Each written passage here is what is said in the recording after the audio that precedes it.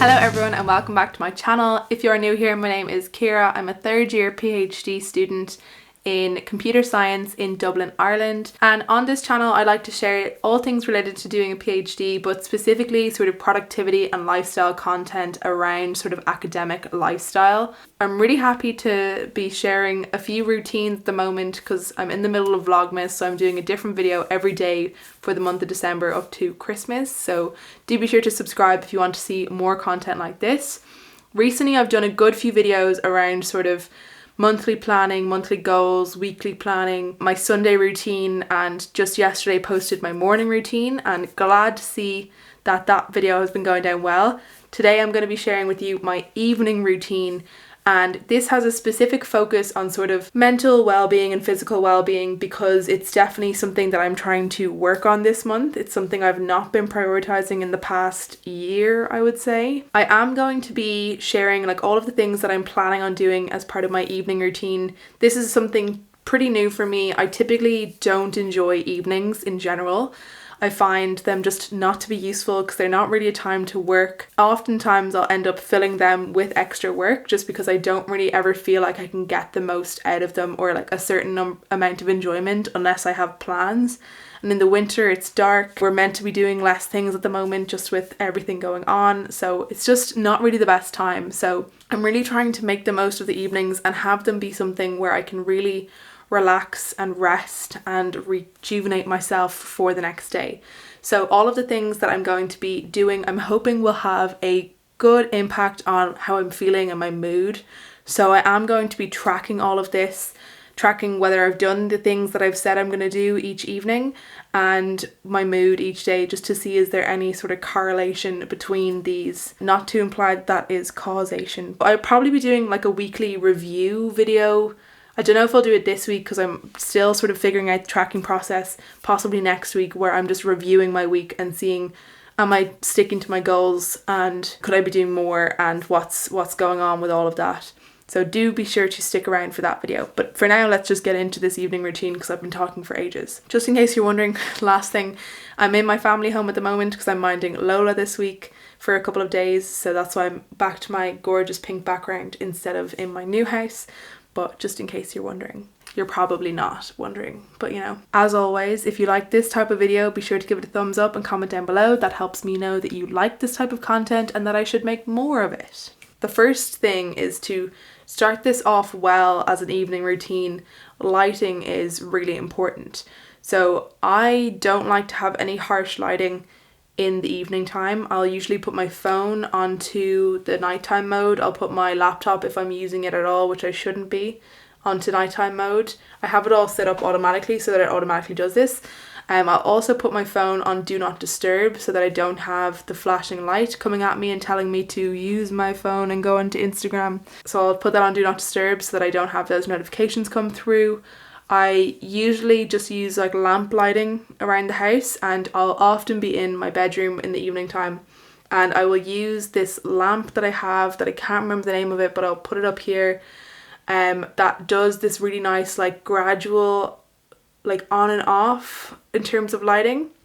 So it has all these settings of like level 1 to 20 in terms of brightness, and it's like a really warm lighting, and it's more so meant to be used as an alarm to gradually wake you up with the sunlight, but I mainly use it in the nighttime so that I have a bit of warm lighting so that it's not too harsh. If I do need to turn on the light, I just have that small lamp, and that's something that I like to do. The other thing would be to just light a candle or a diffuser and have sort of nice relaxing smells coming through the house at this time of night. So these are all just like small things, but once you have a routine, they can all sort of trigger the sense of getting to bed. So the lighting, the lack of screens, and the sort of scent of candle or diffuser will be something to just sort of set the tone that it is time for the evening.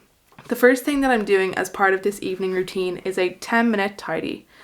Now, you might be surprised to think that I need this as part of my routine because people often associate productivity and working with cleanliness and organization of space, and that's all wrong. People are always very surprised to know that I'm a very, very messy person. Obviously anyone who knows me in real life is not surprised by that, but it's really quite bad, and it's something that definitely gets me down when it's really messy around. So I'm trying to incorporate into my routine 10-minute windows of tidy in the evening before going to bed, so that I can go to bed with a clear space. It's not really about like making everything super clean. Obviously if anything's dirty, clean it, but like it's more about just tidying things away, because I'll have random cups all around the place, just papers, like messing up, you know, where I've left things, clothes, all of that stuff. I'll just tend to make quite the mess throughout the day, and a 10-minute tidy is all I really need to get the space back up into a good level of cleanliness.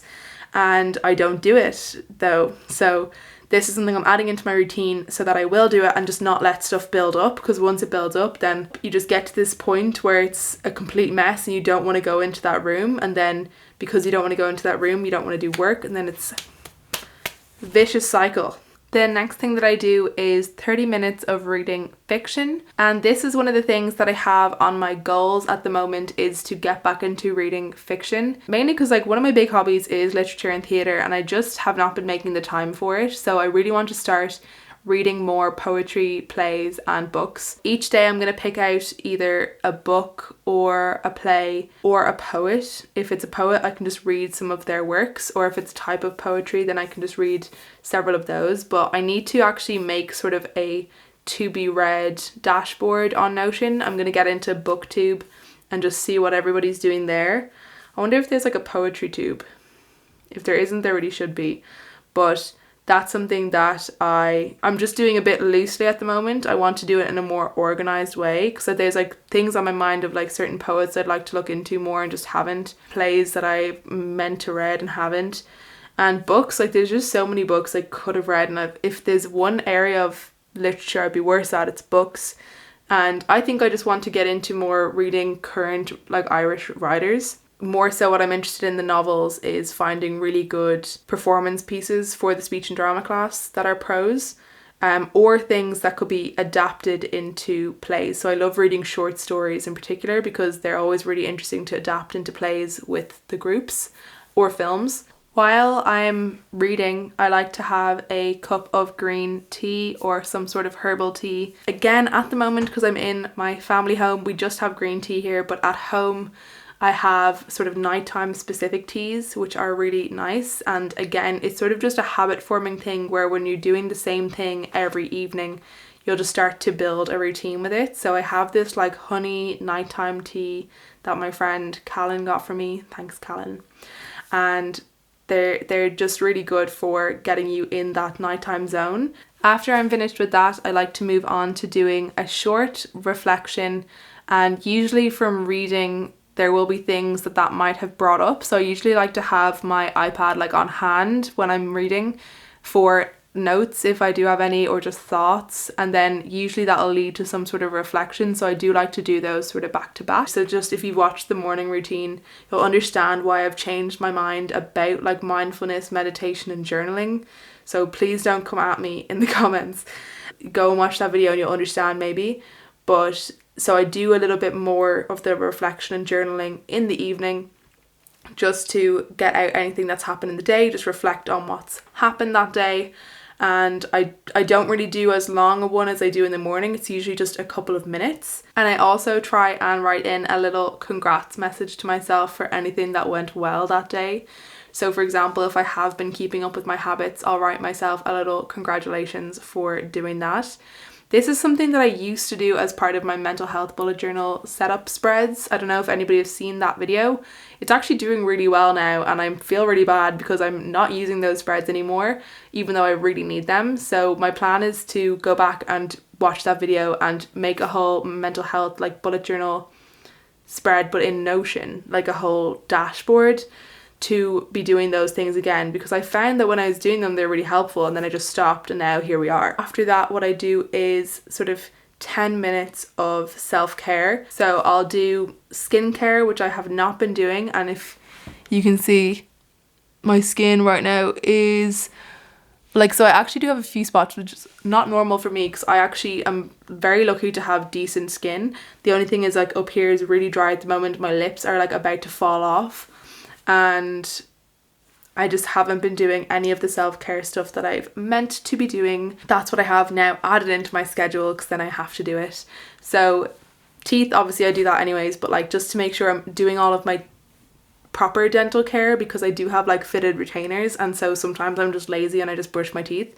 So to actually properly do all the stuff that I'm meant to be doing, to do skincare, any other things that I need to do, like if there's like I need to do my nails or like just like stuff like that, and I think I don't need to explain that too much further.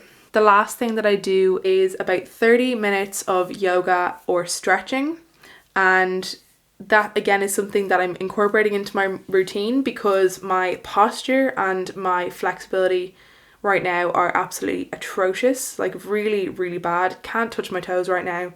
And my posture, I've been noticing, especially because I've been editing so many of these videos, that like I basically look like the letter C at the moment, and that's not good. I definitely don't want that. So I'm really trying to work on my posture and fix that ASAP because I don't want that to become like a long-term issue. I think it's just mainly from being at home so much over the past like 2 years that I sit down so much more than usual. So I need to just start doing more activity in general. Obviously getting back into exercise as well is going to help. So I can already feel like from doing that workout yesterday in the morning routine that my shoulders are, you know, more engaged, and I feel like my posture today has been a lot better. But in general, gosh, it needs a lot of work. So stretching and yoga, really important. Also, I found that doing specific stretches that can sort of alleviate the issue of sitting down is really important. So especially hip stretching and hip strengthening.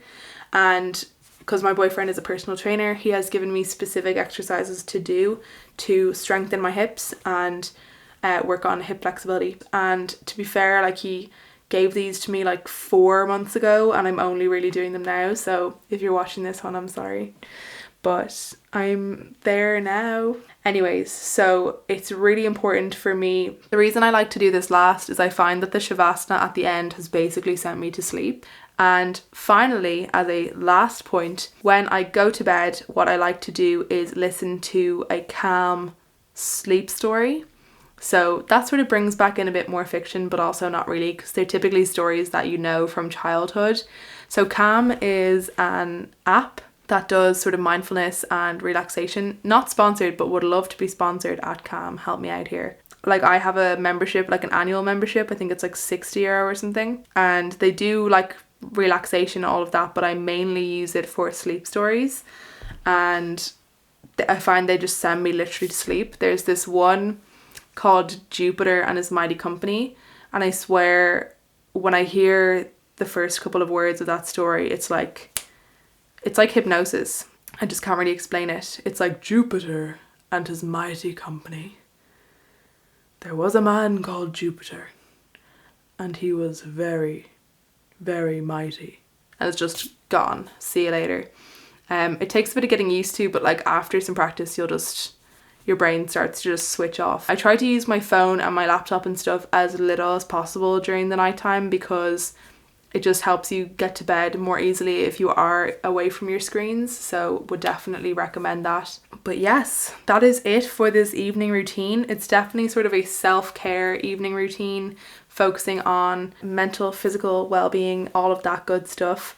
It's definitely something I've been neglecting in the past, and I think it's one of those things when you're super busy, you just feel like you can't do any of these things. Like you feel like when you've got stuff to do and work, you feel like you don't have the ability to give yourself time to do this stuff.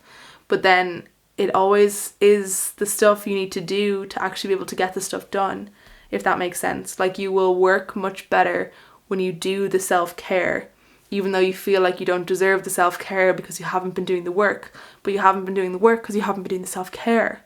It's a vicious cycle that we need to break. So let's break it with this evening routine. Okay, that is it for this evening routine. I hope you enjoyed it. If you feel like I'm missing anything, obviously just let me know in the comments below. If you try this out, let me know. Hope it works well for you. And let me know if you want to see more videos like this, because I am loving making these videos. Thank you so much for watching. Thanks to all of my wonderful members as always. Subscribe for more PhD and productivity content, and I will see you all in the next video.